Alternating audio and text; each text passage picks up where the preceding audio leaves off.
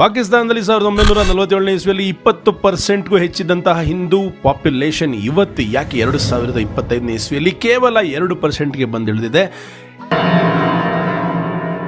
ಇಂದಿನ ಪಾಕಿಸ್ತಾನಿ ಹಿಂದೂಗಳ ಸ್ಥಿತಿಗತಿ, ಜೀವನ ಹೇಗಿದೆ, ಹಾಗೆ ಇಲ್ಲಿನ ಹಿಂದೂ ದೇವಸ್ಥಾನಗಳು ಇನ್ನೂ ಇದೆಯಾ ಇಲ್ವಾ, ಇದಿಷ್ಟು ವಿಷಯಗಳನ್ನು, ಇನ್ನು ಸಾಕಷ್ಟು ಅತ್ಯದ್ಭುತವಾದ ವಿಷಯಗಳನ್ನು, ಹಾಗೆ ಪಾಕಿಸ್ತಾನದಲ್ಲಿ ಈ ನಿಮ್ಮ ಗ್ಲೋಬಲ್ ಕನ್ನಡಿಗ ಮಹಾಶಿವರಾತ್ರಿಯನ್ನು ಆಚರಿಸಿದ ರೀತಿ ಹೇಗೆ ಅನ್ನೋದನ್ನು ಈ ವಿಡಿಯೋದಲ್ಲಿ ನೋಡ್ತೀರಾ. ಫಸ್ಟ್ ಒಂದು ಲೈಕ್ ಕೊಡಿ, ಹಾಗೆ ವಿಡಿಯೋನ ಶೇರ್ ಮಾಡೋದನ್ನು ಮರಿಬೇಡಿ. ಹಾಗೆ ನಿಮ್ಮ ಪ್ರೀತಿಯ ಒಂದು ಕಾಮೆಂಟ್ಗೋಸ್ಕರ ಸದಾ ನಾನು ಕಾಯುತ್ತಿರುವೆ. ಕರ್ನಾಟಕದ ಅಚ್ಚುಮೆಚ್ಚಿನ ಪ್ರವಾಸ ಕಂಪನಿ ವೇಟು ವರ್ಲ್ಡ್ನೊಂದಿಗೆ ನಿಮ್ಮ ಮುಂದಿನ ಅಂತಾರಾಷ್ಟ್ರೀಯ ಪ್ರವಾಸವನ್ನು ಬುಕ್ ಮಾಡ್ಕೊಳ್ಳಿ. ಗ್ಲೋಬಲ್ ಕನ್ನಡಿಗ ಅಂತ ಹೇಳಿದ್ರೆ ಬರೀ ಸಿಕ್ಕಾಪಟ್ಟೆ ಡಿಸ್ಕೌಂಟ್ ಕೊಡ್ತಾರೆ.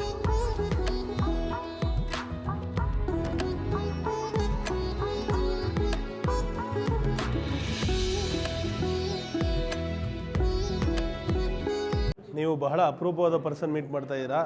ಸುನೀತಾ ಮೇಡಮ್ पाकिस्तानी हिंदू. हाँ जी, आप इस टेंपल को टेक केयर करते हो? हाँ जी, हाँ जी। कितने साल से है ये टेंपल? ये हम लोग पार्टीशन से पहले का टेंपल है, लेकिन बाद में इसको तमीज करवाई। ओ, पार्टीशन गिंತ ಮುಂಚೆ ಇರುವಂತಹ ದೇವಸ್ಥಾನ. हाँ जी, ओके, आप अभी कैसा है, आप कैसा लगता है इधर टेंपल बना? बहुत जबरदस्त लगता है. कोई हमें मुश्किल नहीं है पाकिस्तान में. हम अपनी मर्जी से दिन दवार करते हैं. ओके, कोई भेदभाव नहीं है, सब मिलके सब हम इंटरफेथ पे काम करते ಖುದ್ ಭೇದಭಾವ नहीं. नहीं कोई मसला नहीं है. ಯಾವುದೇ ರೀತಿಯ ಭೇದ ಭಾವ, ಯಾವುದೇ ರೀತಿಯ ಸಮಸ್ಯೆ ಇಲ್ಲದೆ ಎಲ್ಲ ಏಕತೆಯಿಂದ ಬದುಕ್ತಾ ಇದ್ದಾರೆ. बहुत अच्छा लगा. हाँ जी, आपसे भी मिलके. Welcome to Pakistan. Welcome to Pakistan. Thank you madam जी.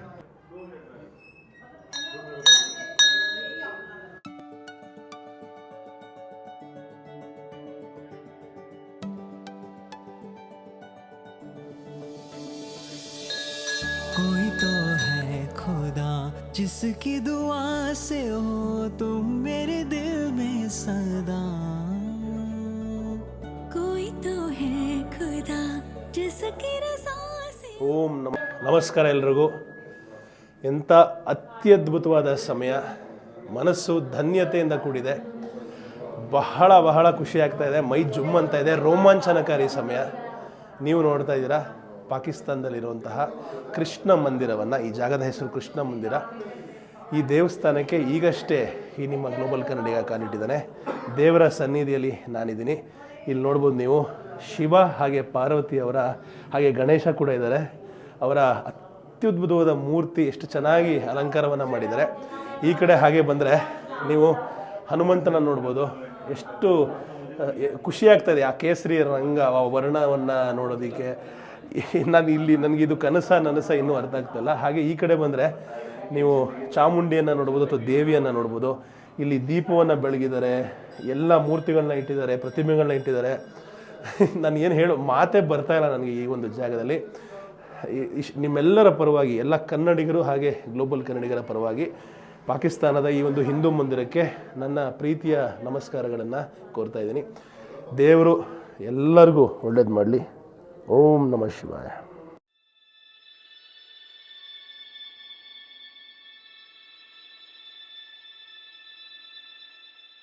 ಇಲ್ಲಿ ನೀವು ನೋಡ್ತಾ ಇರುವಂತಹ ಮುದ್ದಾದ ಕುಟುಂಬ ಪಾಕಿಸ್ತಾನದ ಹಿಂದೂ ಕುಟುಂಬ.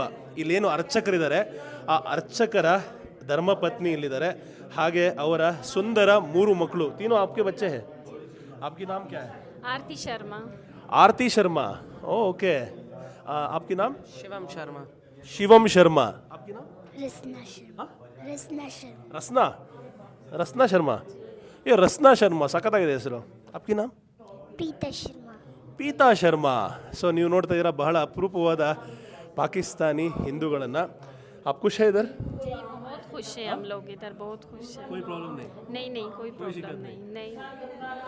ಇವರು ಹೇಳೋ ಪ್ರಕಾರ ಎಲ್ಲ ಸೂಪರ್ ಆಗಿದೆ, ಎಲ್ಲ ಸಖತ್ತಾಗಿದೆ, ಏನು ತೊಂದರೆ ಇಲ್ಲ ಅಂತ. ಪಾಕಿಸ್ತಾನಿ ಹಿಂದೂಗಳಿಗೆ ಹಾಗೆ ಇವರ ಕುಟುಂಬಕ್ಕೆ ಒಳ್ಳೆಯದಾಗಲಿ ಅಂತ ಆಶಿಸ್ತಾ ಎಲ್ಲ ಕನ್ನಡಿಗರ ಪರವಾಗಿ ನಮಸ್ಕಾರ, ಧನ್ಯವಾದ. ಈಗ ಮೇಲೆ ಹೋಗ್ತಾ ಇದ್ದೀವಿ ಕೃಷ್ಣ ಮಂದಿರಕ್ಕೆ, ಕೃಷ್ಣನ ದರ್ಶನ ಮಾಡೋದಕ್ಕೆ. ಇಲ್ಲಿ ಹಾಗೆ ಸಾಯಿಬಾಬಾ ಮೂರ್ತಿ, ಕೃಷ್ಣನ ಮೂರ್ತಿ ಮತ್ತು ಕೃಷ್ಣ ಅವರು ಚಿಕ್ಕವರಾಗಿದ್ದಾಗ ಅದರ ಫೋಟೋಗಳು ಪ್ರತಿಯೊಂದು ಹಾಕಿದ್ದಾರೆ. ಭಾಳ ಪ್ರಶಾಂತವಾದ ಜಾಗ. ನಂಬಕ್ಕೆ ಆಗಲ್ಲ, ನಾನು ಪಾಕಿಸ್ತಾನದಲ್ಲಿ ದೇವಸ್ಥಾನದಲ್ಲಿ, ಅದು ಹಿಂದೂ ದೇವಸ್ಥಾನದಲ್ಲಿ ನಿಂತಿರೋದು. ಬಹಳ ಬಹಳ ಖುಷಿ ಆಗ್ತದೆ. ಎಲ್ಲ ಕನ್ನಡಿಗರ ಪರವಾಗಿ, ಭಾರತೀಯರ ಪರವಾಗಿ, ಹಾಗೆ ಎಸ್ಪೆಷಲಿ ಗ್ಲೋಬಲ್ ಕನ್ನಡಿಗರ ಪರವಾಗಿ ಇನ್ನೊಂದು ನಮಸ್ಕಾರ ಕೃಷ್ಣ ಹಾಗೆ ರುಕ್ಮಿಣಿ ಅವ್ರಿಗೆ. ಎಲ್ಲರಿಗೂ ಒಳ್ಳೇದು ಮಾಡಮ್ಮ. ಹಾಗೆ ಇಲ್ಲಿ ಕೃಷ್ಣನ ತೊಟ್ಟಿಲು ಕೂಡ ಇಟ್ಟಿದ್ದಾರೆ. ಪೂಜೆಯ ಸಂದರ್ಭದಲ್ಲಿ, ಬೇರೆಯ ಸಂದರ್ಭದಲ್ಲಿ ಇದನ್ನು ಬಳಕೆ ಮಾಡ್ತಾರೆ ಅಂತ ಅನಿಸುತ್ತೆ.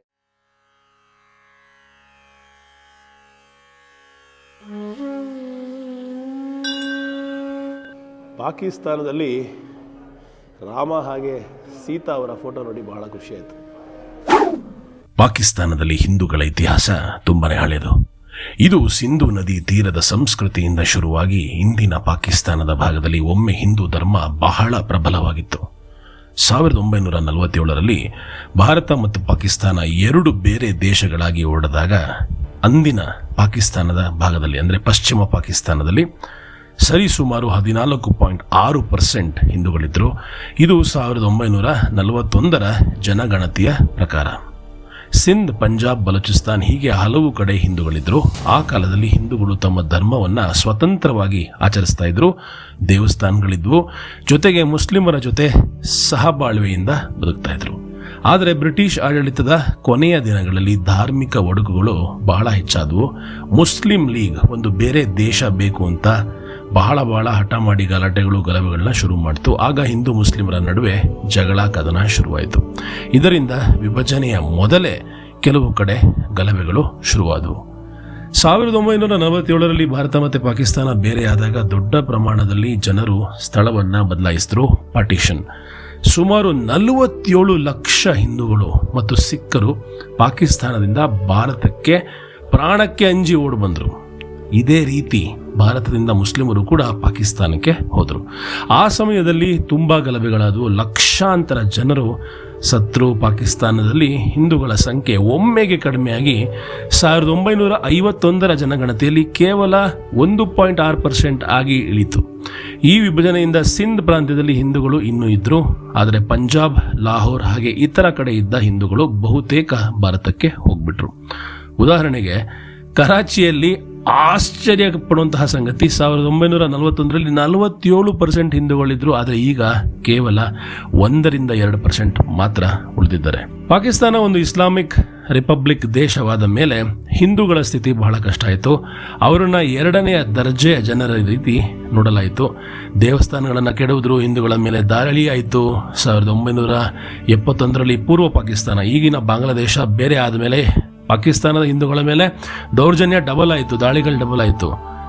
ಇದರಿಂದ ಇನ್ನೂ ಹಲವರು ಭಾರತದ ಕಡೆ ಓಡಿ ಬಂದರು. ಪಾಕಿಸ್ತಾನದ ಸಂವಿಧಾನದಲ್ಲಿ ಧರ್ಮ ಸ್ವಾತಂತ್ರ್ಯ ಇದೆ ಅಂತ ಹೇಳಿದ್ರು, ನಿಜವಾಗ್ಲೂ ಗ್ರೌಂಡ್ ರಿಯಾಲಿಟಿಲಿ ಹಿಂದೂಗಳಿಗೆ ಸಮಾನತೆ ಸಿಗಲಿಲ್ಲ. ಅದು ಉದ್ಯೋಗ, ಆಸ್ತಿ, ಶಿಕ್ಷಣ ಎಲ್ಲದರಲ್ಲೂ ತೊಂದರೆ ಆಯಿತು. ಕೆಲವರು ಒತ್ತಾಯದಿಂದ ಇಸ್ಲಾಂಗೆ ಮತಾಂತರ ಆದರು. ಇನ್ನು ಕೆಲವರು ಬಡತನದಿಂದ ಬೇರೆ ದಾರಿ ಕಾಣದೆ ಮತವನ್ನು ಬದಲಾಯಿಸಿಕೊಂಡ್ರು. ಈಗಿನ ಸ್ಥಿತಿ ಏನು? ಈಗ ಪಾಕಿಸ್ತಾನದಲ್ಲಿ ಹಿಂದೂಗಳು ಸರಿಸುಮಾರು 2.17% ಇದ್ದಾರೆ. 2023ರ ಜನಗಣತಿಯ ಪ್ರಕಾರ ಅಂದರೆ ಸರಿಸುಮಾರು 52 ಲಕ್ಷ ಜನ. ಹೆಚ್ಚಿನವರು ಸಿಂಧ್ ಪ್ರಾಂತ್ಯದಲ್ಲಿದ್ದಾರೆ. ಉಮೇರ್ಕೋಟ್ ಹಾಗೆ ತಾರ್ ಪಾರ್ಕ್ನಲ್ಲಿ ಆಲ್ಮೋಸ್ಟ್ 54%, 55% ಹಿಂದೂಸ್ ಇದ್ದಾರೆ. ಇವರು ಹೆಚ್ಚಾಗಿ ಗ್ರಾಮೀಣ ಪ್ರದೇಶಗಳಲ್ಲಿ ಉಳಿದಿದ್ದಾರೆ.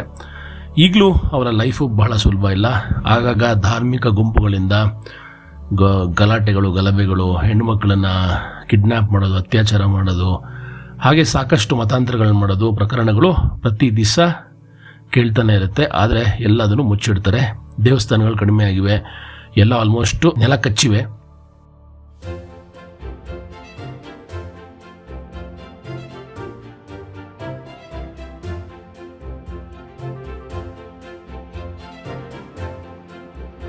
ಪ್ರಪಂಚದ ಅತ್ಯಂತ ಥಂಡಿ ಜಾಗಕ್ಕೆ ಕಾಲಿಟ್ಟಂತಹ ಮೊಟ್ಟ ಮೊದಲ ಕನ್ನಡಿಗನಾಗಿ ಸೃಷ್ಟಿ ಮಾಡಿದ ಇತಿಹಾಸ ಆಗ್ಬೋದು. ಮಂಗೋಲಿಯಾ ದೇಶದ ನೊಮ್ಯಾಡ್ಸೊಂದಿಗೆ ಬದುಕಿ ಸೃಷ್ಟಿಸಿದ ಇತಿಹಾಸ.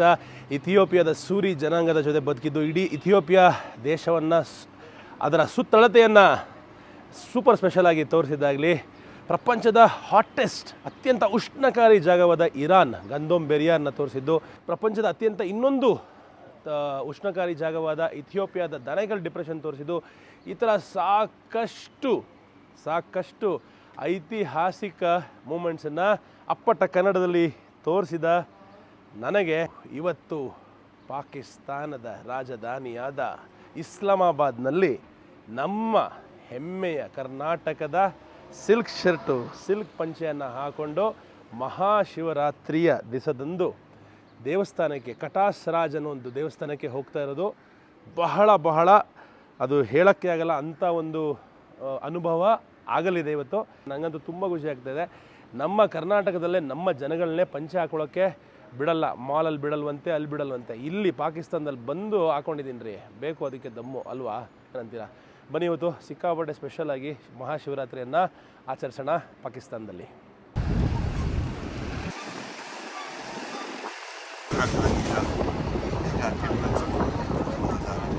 ಧರ್ಮ ಒಂದು ಬೆಳಕಿನ ದಾರಿ, ಹೃದಯದ ಒಳಗೆ ಜಾಗೃತವಾಗಲಿ, ಪ್ರೀತಿಯ ಸೇತುವೆಯಾಗಿ ನಿಂತು ಬಾಳಿಗೆ ಅರ್ಥವ ನೀಡಲಿ. ದೇವರ ಹೆಸರು ಬೇರೆ ಬೇರೆ ಆದರೆ ಗುರಿ ಒಂದೇ ಇಲ್ಲಿ, ಸತ್ಯದ ನೆಲೆಯಲ್ಲಿ ಸಾಗಿ ಮನುಜನ ಮನವು ಶುದ್ಧವಾಗಲಿ. ಧರ್ಮವು ನಿಜವಾಗಿ ಹೊಳೆಯುವುದು ಪರರ ಸೇವೆಯ ಸಡಗರದಲ್ಲಿ, ಮತ ಒಂದು ಮಾರ್ಗವಷ್ಟೇ ಆಗಿ ಮನದೊಳಗಿನ ಮಾಲಿನ್ಯ ತೊರೆಯಲಿ. ಎಲ್ಲರೊಳಗೊಂದು ದೀಪವಾಗಿ ಧರ್ಮವು ಪ್ರಕಾಶಿಸಲಿ.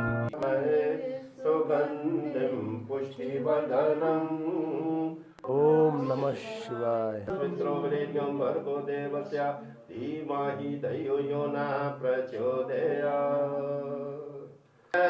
गणेश मो सब बोलो जी जय श्री राम जय श्री राम ಜೈ ಶ್ರೀರಾಮ್. ओम सर्व ಎಂತಹ ಧನ್ಯತೆಯ ದಿನ.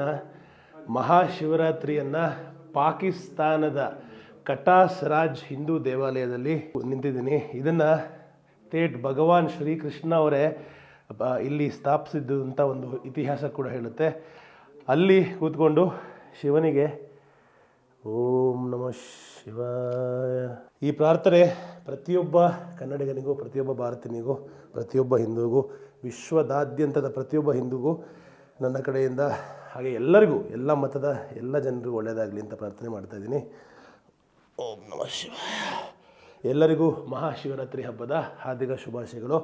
ಇಂಥ ಅತ್ಯದ್ಭುತವಾದ ಜಾಗದಲ್ಲಿ ಬಂದು ಇದನ್ನು ಆಚರಣೆ ಮಾಡಿದ್ದಕ್ಕೆ ಧನ್ಯವಾದ.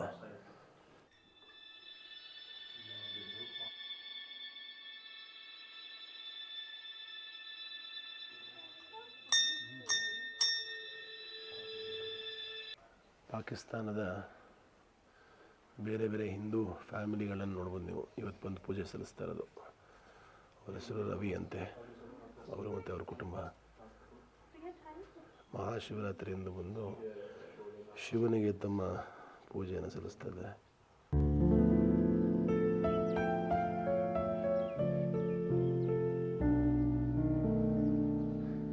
ನೀವು ಇಲ್ಲಿ ನೋಡ್ತಾ ಇರುವಂತಹ ಕೊಳ ಯಾವುದೋ ಸರ್ವೇ ಸಾಮಾನ್ಯ ಕೊಳ ಅಲ್ಲ.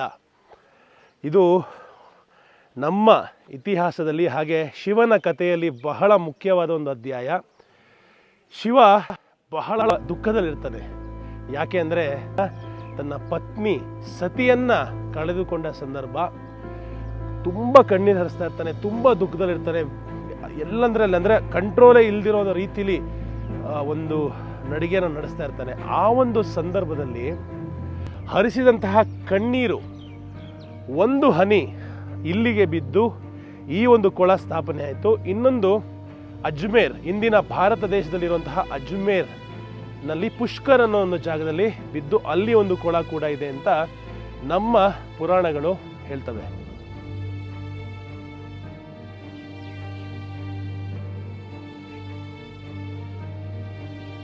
ಭಾರತ ದೇಶ ಹಾಗೆ ಪಾಕಿಸ್ತಾನದ ಕರಾಳ ಪಾರ್ಟಿಷನ್ 1947ನೇ ಇಸ್ವಿಯಲ್ಲಿ ಆದ ನಂತರ ಈ ಒಂದು ಜಾಗವನ್ನು ಸಂಪೂರ್ಣವಾಗಿ ಹಾಳು ಮಾಡಲಾಗುತ್ತೆ.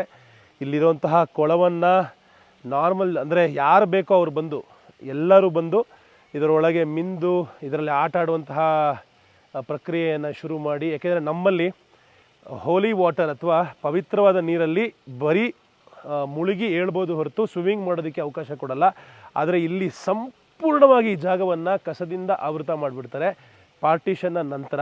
ಅದಾದ ಮೇಲೆ ಸರಿಸುಮಾರು ಒಂದು ಎಷ್ಟೋ ವರ್ಷಗಳ ನಂತರ 2005ನೇ ಇಸ್ವಿಯಲ್ಲಿ ನಮ್ಮ ಭಾರತ ದೇಶದ ಆಗಿನ ಖಡಕ್ ನಿಜವಾದ ಸಿಂಹ ನಮ್ಮ ಲಾಲ್ ಕೃಷ್ಣ ಅದ್ವಾನಿಯವರು ಈ ಒಂದು ಜಾಗಕ್ಕೆ ಬಂದು ಭೇಟಿ ನೀಡ್ತಾರೆ. ಭೇಟಿ ನೀಡಿ ಇಲ್ಲಿಯ ದುಸ್ಥಿತಿಯ ಬಗ್ಗೆ ಇಲ್ಲಿಯ ಗೌರ್ಮೆಂಟ್ಗೆ ಬಹಳ ಒಂದು ಬೇಸರವನ್ನು ವ್ಯಕ್ತಪಡಿಸ್ತಾರೆ. ಆ ಬೇಸರವನ್ನು ಅರ್ಥ ಮಾಡಿಕೊಂಡು ಇಲ್ಲಿಯ ಸರ್ಕಾರ ಇಲ್ಲಿ ನಡೀತಿದ್ದಂತಹ ಯಾವುದೇ ಆ್ಯಕ್ಟಿವಿಟೀಸು, ದೇವಸ್ಥಾನದ ಮೂರ್ತಿಗಳನ್ನ ತೆಗೆದುಬಿಟ್ಟಿರ್ತಾರೆ, ಎಲ್ಲ ಖಾಲಿ ಆಗೋಗುತ್ತೆ. ಅಲ್ಲಿಂದ ಒಂದು ರಿಸ್ಟೋರೇಷನ್ ಪ್ರಾಸೆಸ್ನ ಶುರು ಮಾಡ್ತಾರೆ. ಆ ರಿಸ್ಟೋರೇಷನ್ ಪ್ರಾಸೆಸ್ಸಲ್ಲಿ ವಾಪಸ್ಸು ಮೂರ್ತಿಗಳನ್ನು ಭಾರತ, ನೇಪಾಳ ಹಾಗೆ ಶ್ರೀಲಂಕಾ ಕೆಲವೆಲ್ಲ ಆರ್ಕಿಯಾಲಜಿಸ್ಟ್ನೆಲ್ಲ ಕರೆಸಿ ಇಲ್ಲಿ ಏನೇನು ಇತ್ತು ಅನ್ನೋದನ್ನು ಅರ್ಥ ಮಾಡಿಕೊಂಡು, ಹಿಸ್ಟ್ರಿಯನ್ನು ಅರ್ಥ ಮಾಡಿಕೊಂಡು ಮತ್ತೆ ಮೂರ್ತಿಗಳನ್ನು ಮರುಜೋಡಣೆ ಮಾಡ್ತಾರೆ, ಹೊಸ ಮೂರ್ತಿಗಳನ್ನು ಸ್ಥಾಪನೆ ಮಾಡ್ತಾರೆ. ಹಾಗೆ ಈ ಕೊಳವನ್ನು ಮತ್ತೆ ಕ್ಲೀನ್ ಮಾಡ್ತಾರೆ. ಈ ಕೊಳಕ್ಕೆ ಇನ್ನೊಂದು ಸಮಸ್ಯೆ ಕೂಡ ಇರುತ್ತೆ. ಇಲ್ಲಿ ಸುತ್ತಮುತ್ತ ಸಾಕಷ್ಟು ಫ್ಯಾಕ್ಟ್ರಿಗಳಿವೆ. ಯಾವ ಫ್ಯಾಕ್ಟ್ರಿ? ಸಿಮೆಂಟ್ ಫ್ಯಾಕ್ಟ್ರಿಗಳು. ಆ ಸಿಮೆಂಟ್ ಫ್ಯಾಕ್ಟ್ರಿಗಳೆಲ್ಲ ಏನು ಮಾಡ್ತಾಯಿದ್ವು, ನೀರು ಸುತ್ತಮುತ್ತ ಅಲ್ಲಿನ ನೀರನ್ನು ಸಂಪೂರ್ಣವಾಗಿ ತೊಗೊಂಡ್ಬಿಡ್ತಾ ಇರ್ತಾರೆ. ಅದರಿಂದ ಏನಾಗುತ್ತೆ, ಇಲ್ಲಿ ಅಂಡರ್ಗ್ರೌಂಡ್ ವಾಟರ್ ಅಥವಾ ಆ ಲೆವೆಲ್ಲು ಸಂಪೂರ್ಣವಾಗಿ ಖಾಲಿ ಆಗ್ತಾ ಇರುತ್ತೆ. ಈಗ ಬೆಂಗಳೂರಲ್ಲೂ ಅದೇ ಆಗ್ತಾ ಇರೋದು, ನಾವೆಲ್ಲ ಅನುಭವಿಸ್ತಾ ಇದ್ದೀವಿ. ಸಾಕಷ್ಟು ಬೇರೆ ಬೇರೆ ಜಗತ್ತಿನ ಜಾಗದಲ್ಲೂ ಇದನ್ನು ನೀವು ನೋಡ್ಬೋದು. ಯಾವಾಗ ಅತಿಯಾಗಿ ನಾವು ನೀರನ್ನು ತೆಗಿತೀವೋ ಆಗ ಆಟೋಮ್ಯಾಟಿಕಲಿ ಗ್ರೌಂಡ್ ವಾಟರು ಕಮ್ಮಿ ಆಗ್ತಾ ಬರುತ್ತೆ. ಸೊ ಇದು ಖಾಲಿ ಆಗೋಗಿತ್ತು. ಅದಾದ ಮೇಲೆ ಕಂಪ್ನಿಗಳಿಗೆ, ಸಾಕಷ್ಟು ಕಂಪ್ನಿಗಳನ್ನು ಸ್ಟಾಪ್ ಮಾಡಿಸಿ ಈ ಸುತ್ತಮುತ್ತಲಿನ ಕಂಪ್ನಿಗಳನ್ನು ಅವರಿಗೆ ಆದೇಶ ಕೊಟ್ಟು ಸುಪ್ರೀಂ ಕೋರ್ಟು, ಇಲ್ಲಿನ ಸುಪ್ರೀಂ ಕೋರ್ಟ್ 2015ರಲ್ಲೋ 16ರಲ್ಲೋ ಒಂದು ಲ್ಯಾಂಡ್ಮಾರ್ಕ್ ಡಿಸಿಷನ್ ಕೊಡುತ್ತೆ. ಇನ್ನು ಮುಂದೆ ಯಾವುದೇ ಕಾರಣಕ್ಕೂ ನೀವು ಇಲ್ಲಿಗೆ ಬರ್ತಾ ಇರುವಂತಹ ಗ್ರೌಂಡ್ ವಾಟರ್ ಸುತ್ತಮುತ್ತಲ ಎಲ್ಲೂ ತೊಗೊಳ್ಳೋಂಗಿಲ್ಲ ಯಾವುದೇ ಇಂಡಸ್ಟ್ರಿಗೂ ಅಂತ. ಹಾಗಾಗಿ ಇಂಡಸ್ಟ್ರಿಗೆಲ್ಲ ಸೇರಿ ಸರಿಸುಮಾರು 10 ಕೋಟಿ ಫೈನ್ ಕೂಡ ಹಾಕುತ್ತೆ ಈ ಥರ ಇಲ್ಲಿಗಲ್ ಆ್ಯಕ್ಟಿವಿಟೀಸ್ಗೆ. ಯಾಕಂದರೆ ಅವರೆಲ್ಲ ಫ್ರೀಯಾಗಿ ನೀರು ತೊಗೊಂಡಿರ್ತಾರೆ, ದುಡ್ಡು ಕಟ್ಟಿರಲ್ಲ. ಎಲ್ಲ ಕಂಪ್ನಿಗಳು ಹಾಗೆ ತಾನೇ ಮಾಡೋದು. ಸೊ ಅದಾದಮೇಲೆ ಮತ್ತೆ ಈ ಒಂದು ನೀರನ್ನು ಕ್ಲೀನ್ ಮಾಡ್ತಾರೆ. ಇವತ್ತು ನೋಡಿದ್ರೆ ನೀವು ಈ ಸ್ಥಿತಿಯಲ್ಲಿ ಈ ಒಂದು ಕೊಳ ಇದೆ, ಕಟಾಸ್ ಅಂತ ಏನು ಕರಿತೀವಿ ನೋಡಿ, ಹೆಂಗಿದೆ ಅಂತ, ಎಷ್ಟು ಸುಂದರವಾಗಿ ಕಾಣಿಸ್ತಾ ಇದೆ. ಅಲ್ಲೂ ಕೂಡ ಒಂದು ದೇವಸ್ಥಾನ ಇದೆ. ಇದೊಂದು ಟೆಂಪಲ್ ಕಾಂಪ್ಲೆಕ್ಸು, ಒಂದಲ್ಲ ಸಾಕಷ್ಟು. ಹನುಮಂತನ ದೇವಸ್ಥಾನ ಇದೆ, ಬೇರೆ ಬೇರೆ ದೇವಸ್ಥಾನ ಇದೆ. ಪ್ರತಿಯೊಂದನ್ನು ತೋರಿಸ್ತಾ ಹೋಗ್ತೀನಿ. ಫಸ್ಟು ಇಲ್ಲಿಂದ ಶುರು ಮಾಡಿದ್ದೀವಿ ಅಷ್ಟೇ. ಸೊ ನಮ್ಮ ಪಾಕಿಸ್ತಾನಿ ಮುಸಲ್ಮಾನ ಸ್ನೇಹಿತರು ಇವತ್ತು ಪರ್ಮಿಷನ್ ತೊಗೊಂಡು ನಮ್ಮನ್ನು ಮೇಲೂರು ಕರ್ಕೊಂಡು ಹೋಗ್ತಾರೆ. ಜನರಲಿ ಬಿಡಲ್ವಂತ ಅಲ್ಲಿವರೆಗೂ. ನಮಗೆ ಸ್ಪೆಷಲ್ ಪರ್ಮಿಷನ್ ಸಿಕ್ಕಿದೆ. Thank you bye, thank you so much. Thank you बात क्या ही आपकी इबादत की जगह है, आप नहीं आओगे तो कौन आएगा? ठीक है ना, मगर वो डेलीगेशन की वजह से थोड़ा वेट कराया था, रोकता कोई भी नहीं है। ओके ओके, ठीक है ना। आपका नाम? राणा शकील, गुरदासपुरिया। ओके, आप भी हिंदू हो? नहीं, मुस्लिम हूँ, मतलब पंजाब पीछे से है ना। नहीं, मगर आपका नाम ऐसे हिंदू जैसे है। राणा शकील। राणा शकील राजपूत फैमिली से है ना। Okay okay okay okay okay, Rajput ಫ್ಯಾಮಿಲಿಯ ಮುಸ್ಲಿಂ. Okay okay. ಸಂಪೂರ್ಣ ಸೆಕ್ಯೂರಿಟಿಯೊಂದಿಗೆ ಬರಬೇಕಿಲ್ಲಿಗೆ. हनुमान जी का मंदिर आपको रनिंग में मैं दिखा रहा हूँ. हनुमान जी की मंदिर, हनुमान जी के मंदिर में ले आए हुए हिस्टोरिकल बिल्डिंग है. हनुमंतನ ದೇವಸ್ಥಾನ. जय बजरंगबली.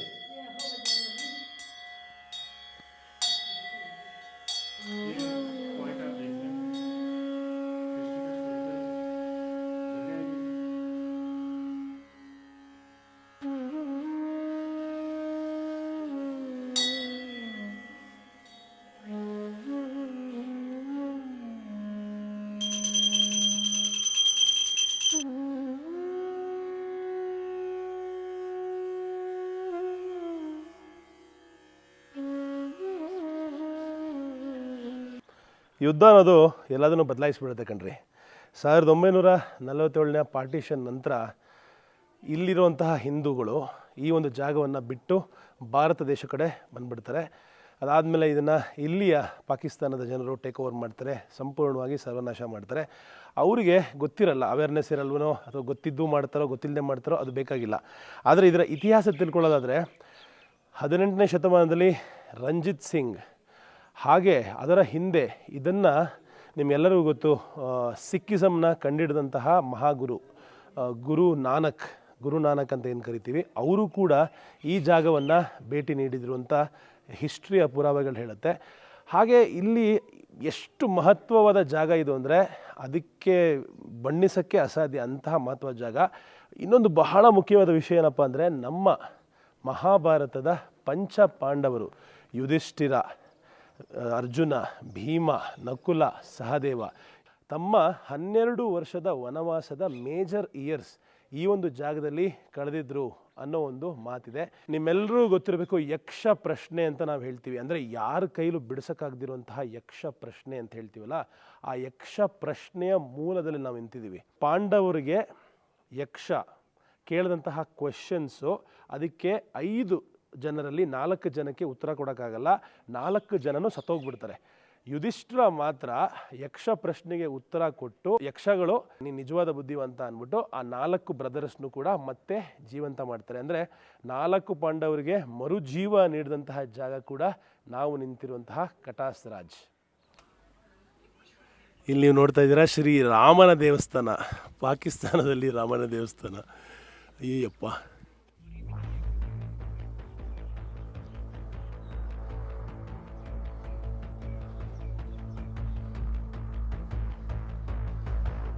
ಬಾಯ್, ಜೈ ಶ್ರೀರಾಮ್.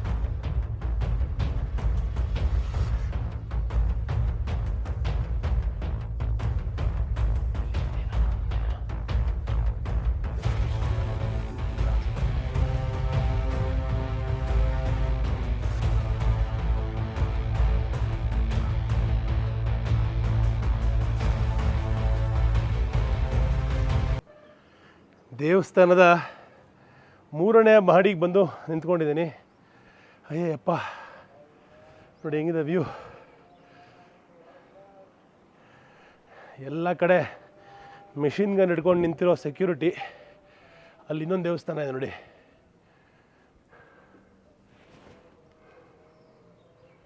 ಆ ದೇವಸ್ಥಾನಕ್ಕೆ ಹೋಗ್ಬೇಕು ಇವಾಗ ನಾವು.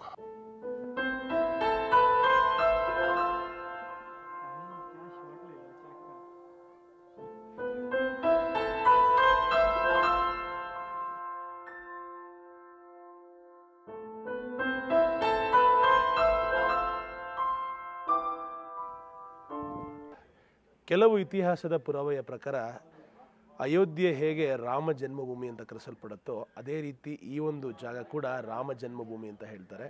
ಹಾಗೆ ಇಲ್ಲಿದ್ದಂತಹ ಲಿಂಗ, ಕೃಷ್ಣ, ಭಗವಾನ್ ಕೃಷ್ಣ ಸ್ಥಾಪಿಸಿದಂತಹ ಲಿಂಗ ಪ್ರಪಂಚದ ಮೊಟ್ಟ ಮೊದಲ ಲಿಂಗ ಅಂತ ಹೇಳ್ಕೊಳ್ಳಲಾಗುತ್ತೆ. ಅದು ಎಷ್ಟು ಮಟ್ಟಿಗೆ ಸರಿ ತಪ್ಪು, ಪ್ರತಿಯೊಂದು ಹಿಸ್ಟ್ರಿ ಟ್ವಿಸ್ಟೆಡ್ ಅಂತ ಹೇಳ್ತಾರಲ್ಲ, ಯಾವ ಹಿಸ್ಟ್ರಿ ಸರಿ ಯಾವ ಹಿಸ್ಟ್ರಿ ತಪ್ಪು, ಯಾರು ಹೇಳಿದ ಸರಿ ಯಾರು ಹೇಳಿದ ಸುಳ್ಳು ಯಾರಿಗೂ ಗೊತ್ತಿಲ್ಲ. ಪ್ರತಿಯೊಂದು ಇರೋಂಥ ನಾನು ಅರ್ಥಕೊಂಡಂತಹ ವಿಷಯ ಈ ಜಾಗದ ಬಗ್ಗೆ ನಿಮಗೆ ಆದಷ್ಟು ಎಕ್ಸ್ಪ್ಲೇನ್ ಮಾಡೋಂಥ ಪ್ರಯತ್ನ ಪಟ್ಟಿದ್ದೀನಿ. ಅದು ಹೆಂಗೆ ಅಂದರೆ ಓಡೋಡಿ ಬಂದು, ಯಾಕೆಂದರೆ ಬಹಳ ಲಿಮಿಟೆಡ್ ಟೈಮು, ಬಹಳ ಲಿಮಿಟೆಡ್ ರಿಸೋರ್ಸಸ್ಸು, ಇದ್ರ ಮಧ್ಯೆ ಇದನ್ನೆಲ್ಲ ಮಾಡಿದ್ದು. ಐ ಹೋಪ್ ಈ ವಿಡಿಯೋ ನಿಮ್ಮೆಲ್ಲರ ಮನಸ್ಸಲ್ಲಿ ಒಂದು ಧನ್ಯತೆ ಹಾಗೆ ಪ್ರಸನ್ನತೆಯನ್ನು ತಂದಿದೆ ಅಂತ ಅಪೇಕ್ಷೆ ಪಡ್ತೀನಿ. ಇದು ಬಹಳ ವಿಶೇಷವಾದ ಜಾಗ, ವಿಶೇಷವಾದ ವಿಡಿಯೋ. ಇಲ್ಲಿಂದ ಹೊರಡುವಂಥ ಸಮಯ ಬಂದಿದೆ. ಬನ್ನಿ ಮತ್ತೆ ಸಿಗೋಣ ಮುಂದಿನ ಇನ್ನೊಂದು ಅತ್ಯದ್ಭುತವಾದ ಜಾಗದಲ್ಲಿ. ಅಲ್ಲಿವರೆಗೂ ಜೈ ಭೋಲೆನಾಥ್, ಜೈ ಮಹಾದೇವ್, ಹರ ಹರ ಮಹಾದೇವ್, ಜೈ ಬಜರಂಗ್ ಬಲಿ, ಜೈ ಶ್ರೀರಾಮ್.